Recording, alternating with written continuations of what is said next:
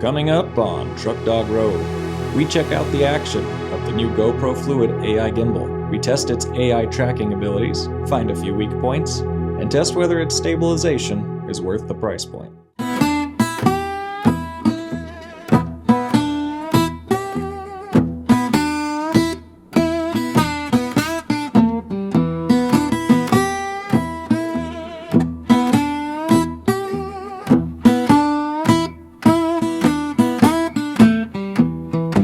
Okay, so I'm not really into the whole unboxing thing, but I figure I'd probably show you guys what this thing came with. So, as mentioned at the beginning of the video, this is GoPro's newest gimbal. It's the Fluid Pro AI. Supposed to have human tracking on here, which should be pretty cool. We are going to be putting that to the test, especially in the long run. But anyway, they sent me this box. Comes with a little outline here, shows you in the back everything that it comes with, all the little doodads.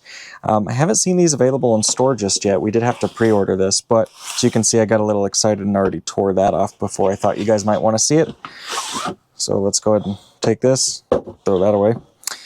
Anyway, so it comes with this nice little padded case. Oh, interesting. You can see the dimples here. It looks like they vacuum formed this. That's kind of cool. Wish they didn't and it was flat, but that's okay. Let's open this up. I like when they include these soft shell cases. I'm not a huge fan of the hard shell cases because then they're harder to get into a backpack, so I like this stuff. Okay, kind of neat. We've got instructions here. Important product safety information, and no one reads that. This is the stuff we're going to need, how to actually use the thing. So I'm going to have to breeze through this to see how it works, but you know, it's a gimbal, so it should work just fine. Comes with a little base here. These are actually really important. It's important that whenever you start up these gimbals that they're on a level surface. That's kind of how they calibrate the gimbal before you actually get started using it. So we'll definitely be needing to use this quite a bit. Inside the corner here, we've got a little box, probably a charger and stuff in here. Yeah, okay, so we've got the USB-C to USB-C. Looks probably to use as a charger. Oh, cool. Okay, so it does come with a little onboard power. Oh, cool. So it does come with a little onboard power here, so you can plug in your camera. That'll be used a lot. Okay, a little GoPro mount.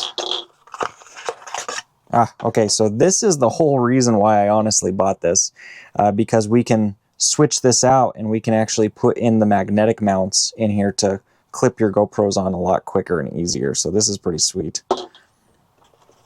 Now, looks like it comes with this little band. That's kind of cool. I think I prefer the Velcro personally, but whatever.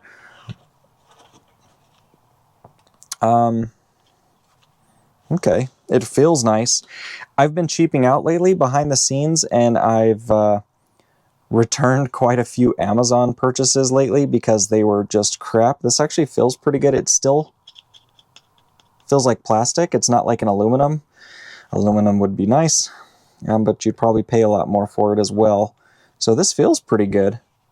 I'll have to read the instructions on how this works, but it looks like it's got, oh, look at that. So you can, oh, what'd I do? Oh, okay, so that's one of the locks when you store it. That's kind of nice. Looks like here, whoop, it looks like here you can change your phone mount.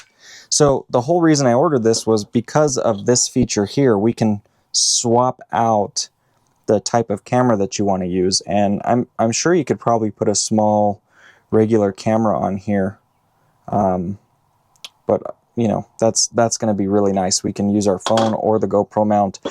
A lot of the options online right now, several which are awesome, only come with this like clamp deal, and I don't like the idea of using these for the GoPro because I've done that before and the GoPro can come out. It slides out and it's awful. So this feels pretty good. So it looks like it comes with this little guy.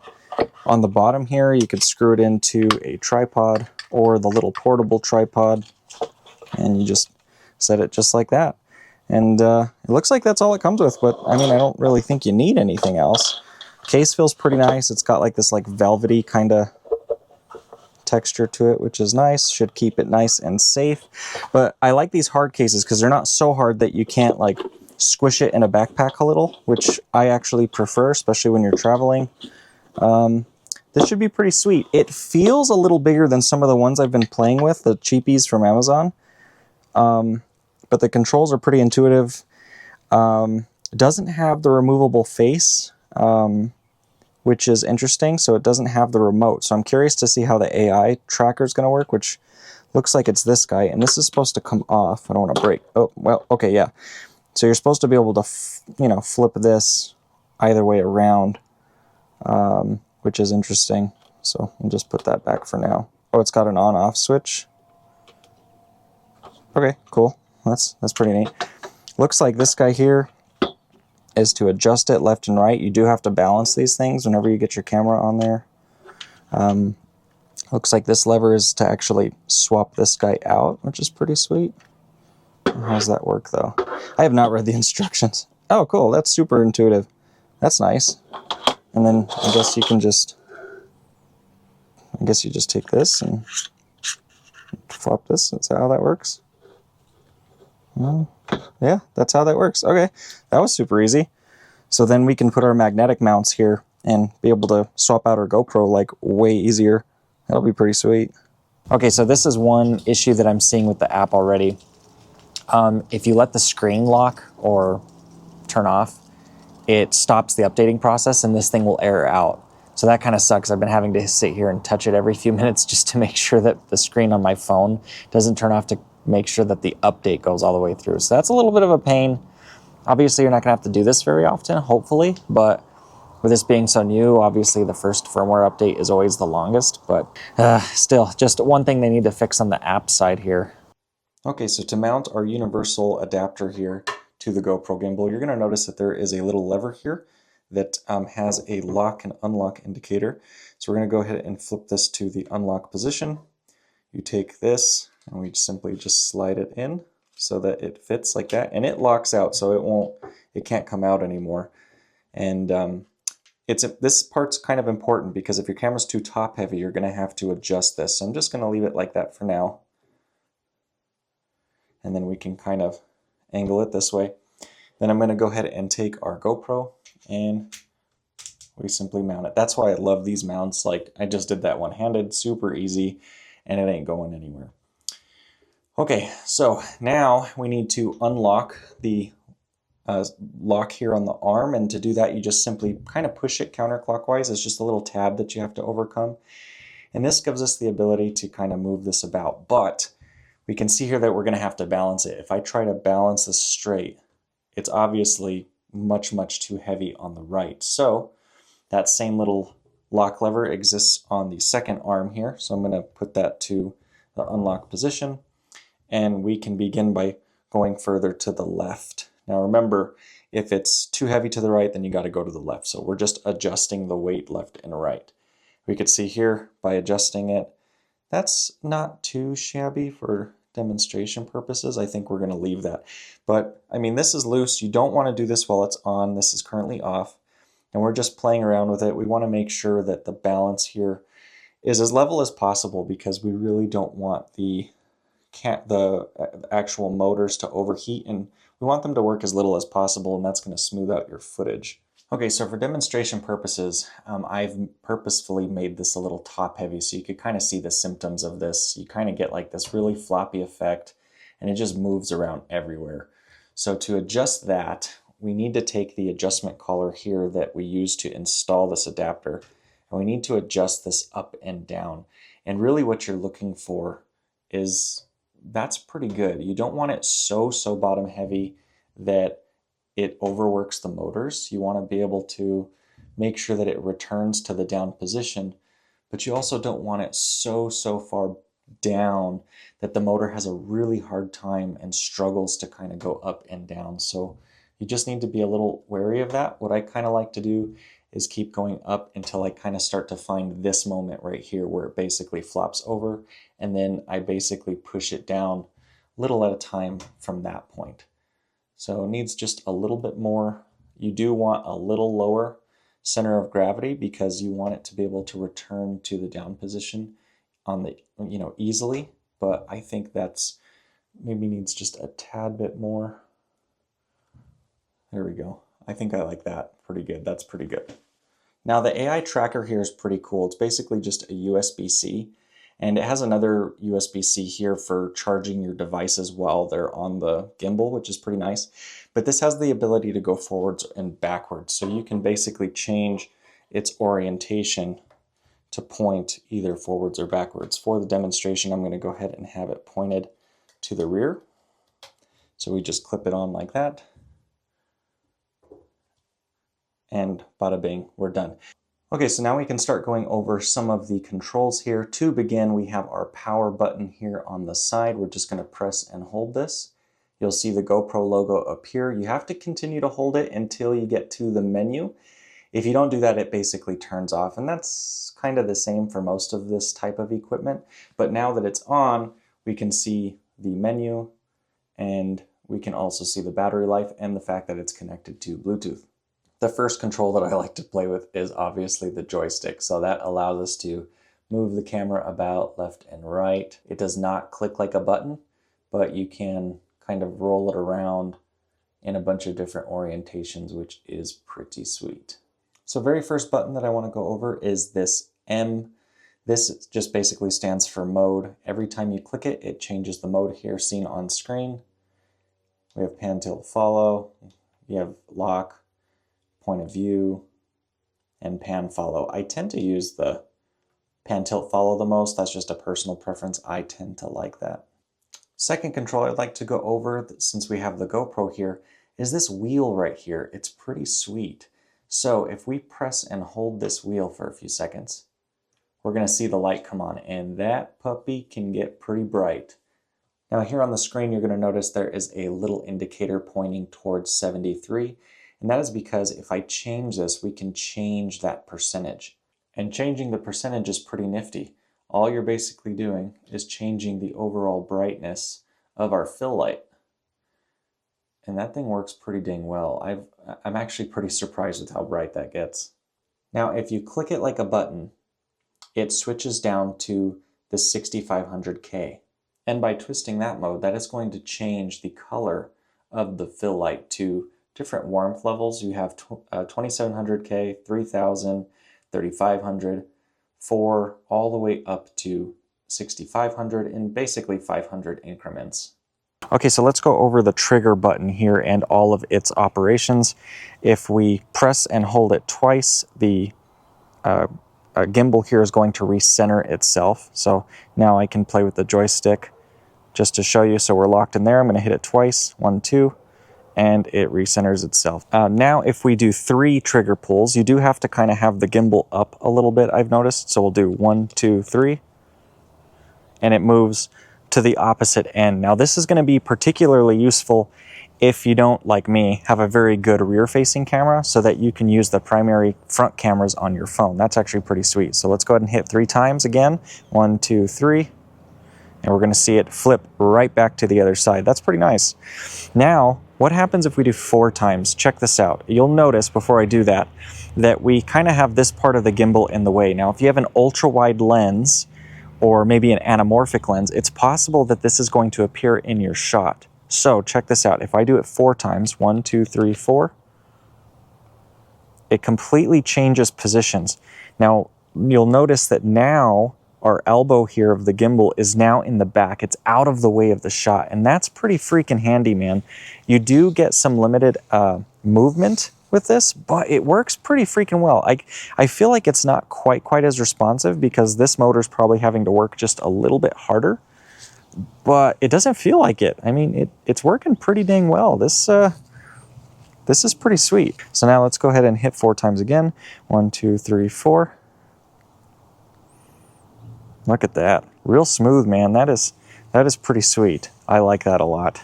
Briefly, before we get into our A and B buttons, I want to show you something that is super, super cool in conjunction with the phone. You can see here that I've got I'm going to adjust the joystick here. You can see I've got my dog's toy here in the grass. And we can see it here on the phone. What I'm going to do is touch and drag a little square around it. Check that out. So it's tracking it automatically. Now we're going to move around and check that out. The gimbal is actually moving and tracking around to keep it within frame. That is freaking sick. Now what we're gonna do is I'm gonna switch it around to my face. So remember 1, 2, 3, and that switches to our rear facing camera. Hello, yeah, you can see me pretty good. And it does the same thing. Watch this. Let me get us in frame first. Press and hold, draw a little square. Pretty sweet. It's keeping me in frame in the camera. The reason why I think this is really cool is that using the phone's rear-facing camera, we're making sure that the track of my face is staying in the frame of the actual camera and not necessarily in the frame of the little AI tracker here that's connected to the GoPro mount. So I'm gonna set you guys here up on this little adobe wall. Now that I got you guys propped up on the wall here, take a look at this. It's still tracking my face. We're staying within frame. You can kind of see going up and down, it's a little sluggish. It's got like a little bit of a delay, especially if I jump up and down. Yeah, you can kind of see it's not quite as fast going up and down. It gets a little lost there.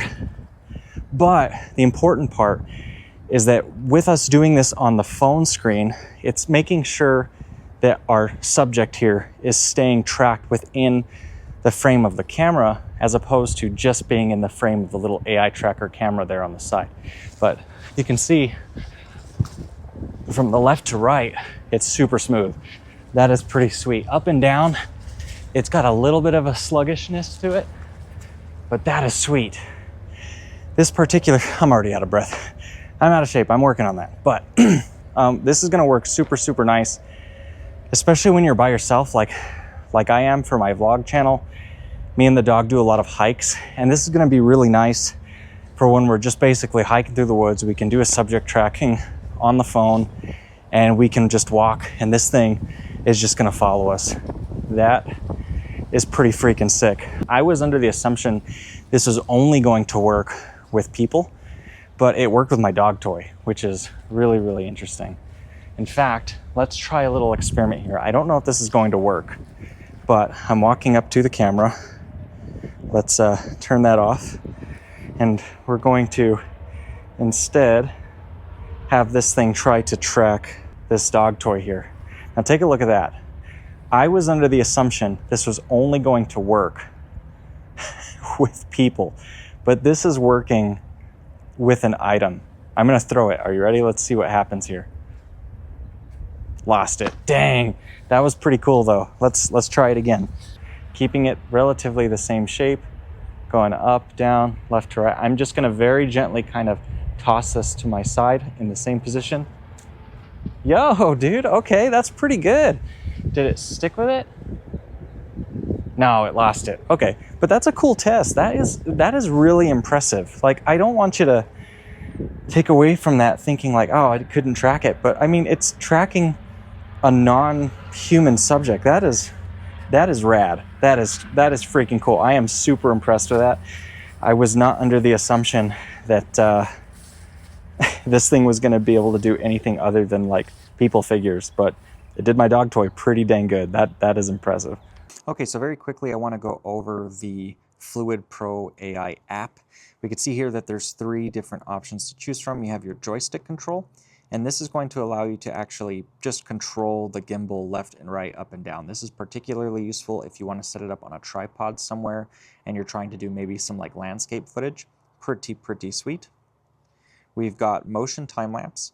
So this is what those A/B functions are going to be for. Now, unfortunately, I'm finding that the lowest amount of time you can go is 1 minute. Truthfully, I think that's still a little too long. Sometimes there's a lot of pan footage where you actually want to do like maybe a 20 or 30-second pan. And unfortunately, I'm not seeing a way for this to allow you to go under that 1 minute mark. So hopefully that's something that they can adjust with just firmware at some point in the future. However, you can go all the way up to 3 hours, and that's going to be super, super nice if you're wanting to do like maybe some night sky footage. GoPro has really cool settings for that where you can get those really cool light streaks, and that's pretty dang sweet. Okay, so now let's check out the last bit here. There's one more little button here on the bottom called motion control. I'm gonna go ahead and click that. And you're gonna see you can make some adjustments here, but watch what happens when I hit start motion control. And I want you to pay attention to my phone. Okay, so there's start motion control. Watch my phone. Oh my God. I am controlling the gimbal with the gimbal in the phone. Is this not rad? This is like the coolest thing ever. I have no idea what you would want to use this for, but it is freaking sick. All I'm doing is just tilting my phone around. So if I tilt it up, it goes up. If I tilt it down, I can spin it and it spins. I can tilt it to the right and left. Like, this is just insane. Why would you want to use this? I don't know how, like, in what, like, what kind of scene would I want to use this for? I don't know, but I like it. It's freaking rad.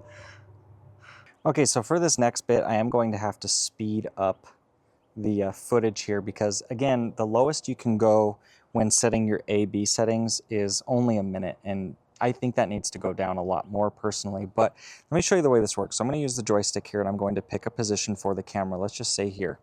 I'm going to press and hold the A button that's here on the top left. Now, it does beep, but the beep is very quiet, so that's kind of a big miss for me. So if you press and hold it, I don't even think that my mic picked that up. It's so quiet, but it does work. So then I'm going to go ahead and pan to the right, to the opposite end, and I'm going to press and hold the B button. There we go, and it's saved. Now, we know that they save because if I press A, it's going to go to position A. Likewise, if I go back to B, it's going to go back to B. Now, you can begin this pan by either going from B to A or A to B. It doesn't actually matter, but you do have to tell it what direction you want to go. So I'm going to, since we're currently, let's go back to position A, and you could do it either way, but I want it to pan from left to right. So I want it to pan from position A to position B. Oops, sorry, camera. So I'm going to press the B button twice, and that starts the process.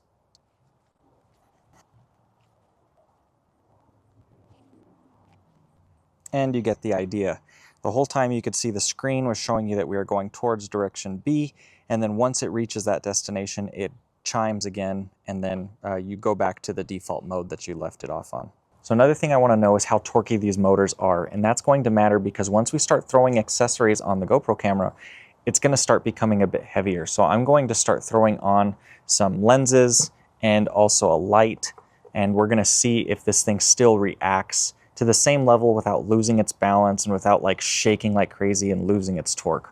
Okay, so one thing I am finding here is just to note that you might actually not want to do what I just did because these things aren't very tall. And so whenever you actually get the GoPro mounted in here, it's a little hard to squeeze your fingers in there to release it, only if you have the media mod. So for that, it might not actually be a bad idea to connect everything to this guy, but to keep our demonstration the same, I'm going to continue using this. Now I've loaded this up. We've got the media mod on, we've got the anamorphic lens, and I've got a little light. And you know what? Let's add the little wind deal here too, because why not? Load up on weight here. So we're going to want to do the same thing. Let's go ahead and lock this up. So now we are locked. We can't go left or right. That's going to help us make our leveling here just a little easier. Go ahead and connect the magnet. And it's pushing a little bit on the fabric there, but I don't really care. That's fine. Now we are definitely too far left heavy. So I don't know how we're going to fix this, but let's try it. So let's go ahead and adjust this to the right. Oh, I went way too much. Oh, almost about right there. Let's go a little more. Pretty sweet. Okay, so we're almost there. Let's go a little more to the right, just a hair. You just want to barely push it. Still a little more. Oh, I'm going the wrong way. There we go. Perfect, I like that. So I'm gonna lock that in. And again, that's all back here. And you've got little tick marks if you need to remember it. So we're right at number 3.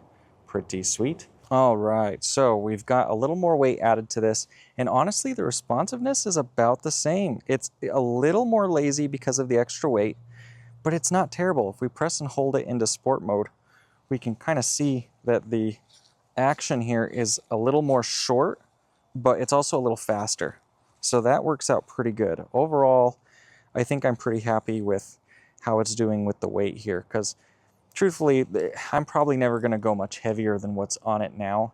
Even that's kind of a lot, but we're just doing it for demonstration purposes. Let's go ahead and try changing up the mode. This is the mode I tend to like the most, is the pan, tilt, and follow. That works pretty darn well.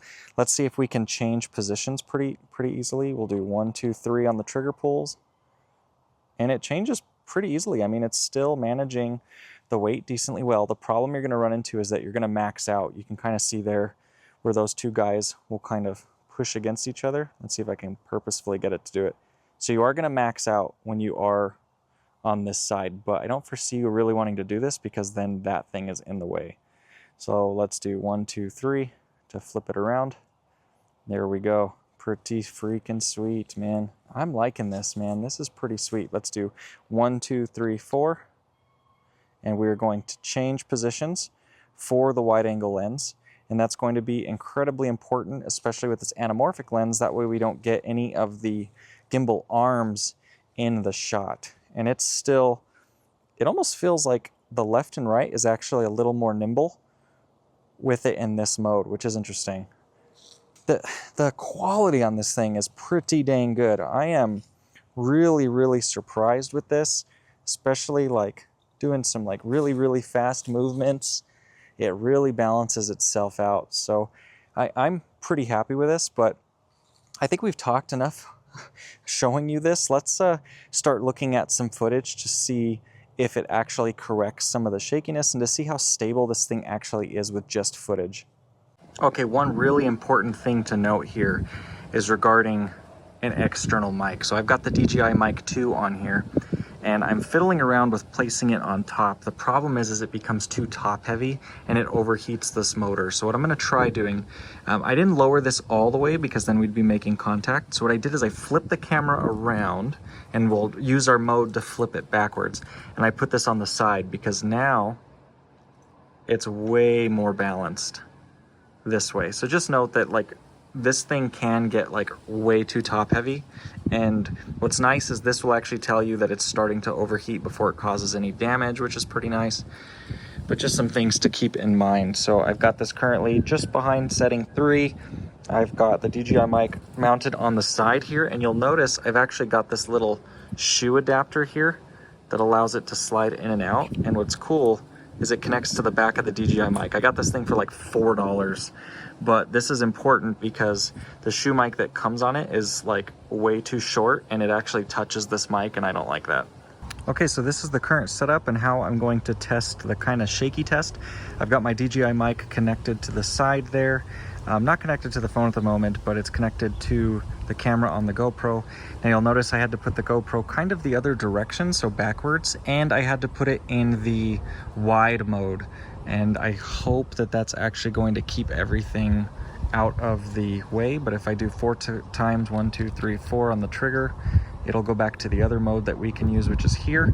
And that works just fine as well.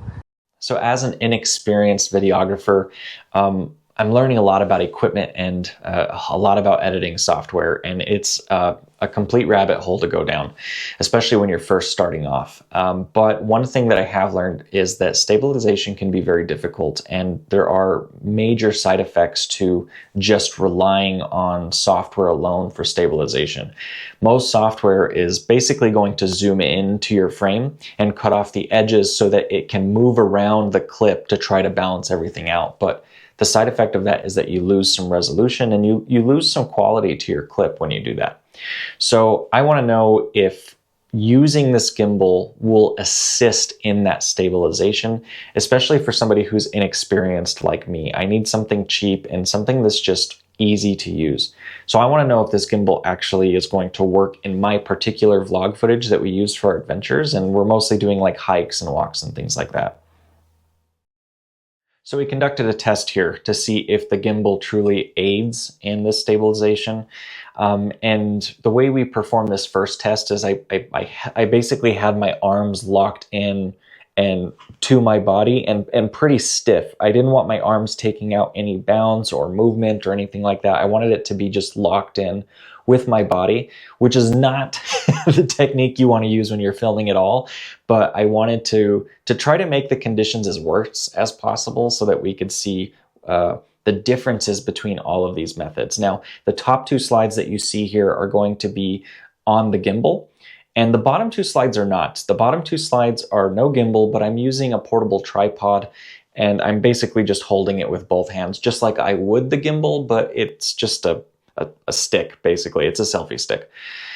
Now, the left two slides that you see here is using no software. So we're not using any of GoPro's stabilization features, and this is just going to be raw footage. Now, the right two slides that you see here, those two clips are going to be using Hypersmooth and Auto Boost, and we're using linear lock. So GoPro is going to do everything it can to smooth out the footage. So let's compare here to see the effects that the gimbal has in each one of these modes. So let's take a moment to just compare the left two for a second. And you can really see that with every step that I make on both clips, there's a little bit of a jarring effect that happens with every step that I make. And I'm not purposefully stomping around back there, but it's interesting to see that both, even with the gimbal, there's a little bit of like a head bob kind of with every single step that I make. Now, it's definitely less using the gimbal, but take a look here at the very bottom left. There's something interesting happening here with the footage. Now remember, my hands are completely stiff here. I'm not doing anything to take out any of the movement with my body while just walking. I'm just walking normal with my hands as stiff as possible. But you can see there's a weird effect happening here from left to right. If you look at the movement happening on the bottom left one, the angle of the camera is kind of doing this. It's basically shifting to the right and left a little bit. So it's a little harder to like see that the footage has like a dominant target here. And I think that's where the gimbal really shines here, is that the gimbal can basically move left and right to keep its target in the same area. And that really smooths out the footage. Now let's compare the right two clips, both top and bottom. The top right is using the gimbal plus all the software tricks. The bottom right is using no gimbal, but with all of the software tricks. So let's take a look here. And they look pretty good. However, notice there's like this weird flutter with the bottom right. And I actually had to shoot that one a couple times because I couldn't figure out how to get rid of that flutter. Initially, I thought it was shading. These were shot at like 30 minutes apart from each other, but the sun was setting pretty quick. But take a look at what's happening with the software. With every step that I make, there's a bit of a jolt, and it actually causes like a little bit of a flicker in the footage, which is really weird. But you still get that jarring effect with your steps. Now that top right is amazing. You still get a little bit of a bob up and down as the camera is like physically going up and down. I think you could fix that with some of the settings in the gimbal. I was just using the pan, tilt, and follow mode. So if you were to just use a pan, tilt, or lock potentially, I think you can actually get rid of that like up and down. But man, that looks fantastic, that top right. And remember, I'm using no technique here. There is a technique here that you can use with your arms and your body when you're walking to make it even smoother, but I just want to see from an equipment perspective. Now, let's compare a third thing here. Let's look at the top left and the bottom right. Top left, we're using just the gimbal with no software, and the bottom right, we're using no gimbal with just software. And notice something. The bottom right is definitely smoother in terms of the actual kind of movement up and down, but the top left is significantly smoother in terms of that like left and right and the jarring from the foot. So now let's take a look at what happens with the footage when we add just a little bit of technique. So for this next round, my arms are away from my body, they are loose, and we're walking normal, but I'm just adding a little bit of technique to my arms to allow them to kind of fluctuate. And taking a look at the footage, I mean, honestly, 3 out of 4 of these are awesome. Obviously, that bottom left one is no good. That has all the movement. You're going to get your viewers like some major motion sickness, right? Especially watching that for long term. But I want you to notice the effect that the GoPro software actually has. It does a really good job, guys. So I honestly think that that bottom right clip with no gimbal, just using the stabilization software within GoPro, you're going to be pretty good for like 80% of the things that you shoot. But I want to draw your attention to the top left. So we've got just the gimbal here with a little bit of technique.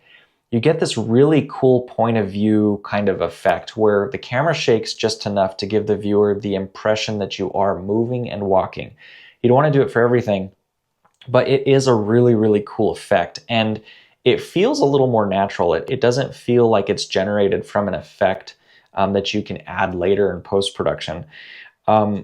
By far the smoothest that we have here is that top right clip. That it's almost drone-like, which is really cool.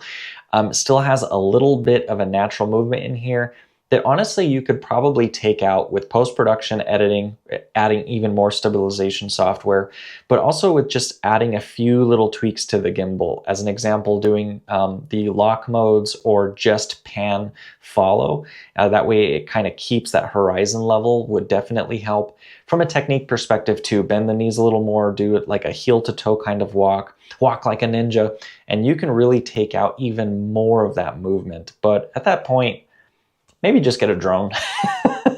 But it adds a really cool effect, and I think that that's going to be really appropriate for shooting, clips of cars, real scenic views, walkarounds of like buildings and things like that. I think that that is going to be like just absolutely stellar. It's very cinema-like, which I really like. But again, 3 out of 4 of these are perfectly fine. So do you need the gimbal? No, but it does add a mechanical layer here that's pretty cool if we're just looking at these back to back. Okay, so let's talk about arguably the most important thing about this gimbal. That is the AI tracking. There's a lot of products out there. I know there's a lot that have the disconnecting remote that allow you to control the AI tracking. But what's interesting about this setup is that you actually use hand gestures. So I'm going to kind of step to the side just a little bit, and then I'm going to use this hand gesture, and the AI tracker is going to turn green. And look at that. It's basically tracking me now as I'm going in and around the frame. This is pretty superb. This is pretty amazing. It's basically the same type of AI tracking we saw with the phone. And it's basically the same. We can kind of see it's a little sluggish with the up and down, but it's pretty dang quick going left and right. That's pretty phenomenal. Now, if I want to stop the AI tracking for any reason, I'm just going to hold up my hand, basically tell it, hey, stop. Very simple. The AI light on the little box that it comes with turns off, and now I can move around freely outside of the frame, and it's no longer going to track me, which is pretty sweet. Now, if I want to turn it back on, let's see if we can turn it on from way back here. I don't know if that worked. Ah, interesting. So you do have to be pretty close to it for it to see. Oh, that is interesting. So we do have to be pretty close for it to actually see.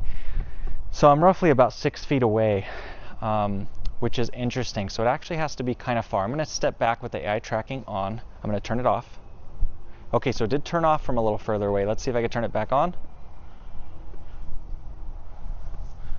And it turned back on, okay.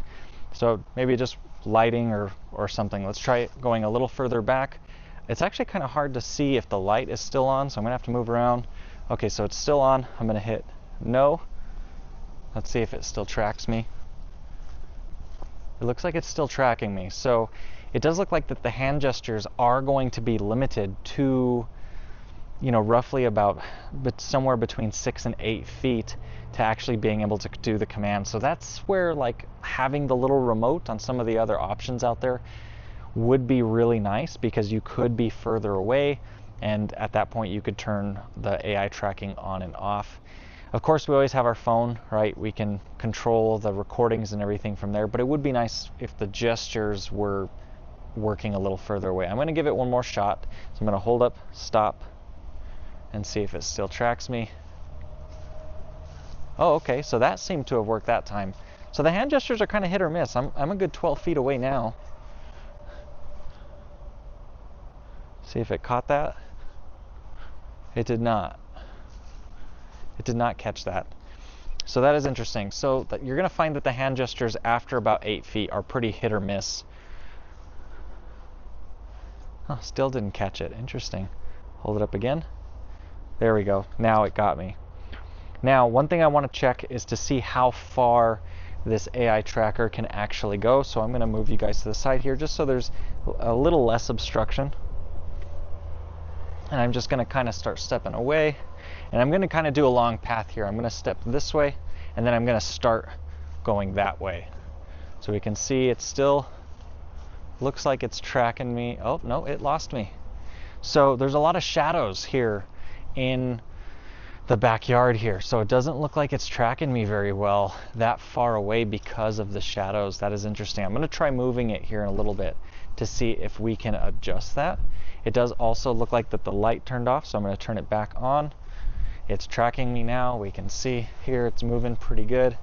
Okay, so I'm still stepping back. We'll see if it loses me. I think it's going to, guys. I think this is probably going to be limited to about 12 feet or so. And it's lost me.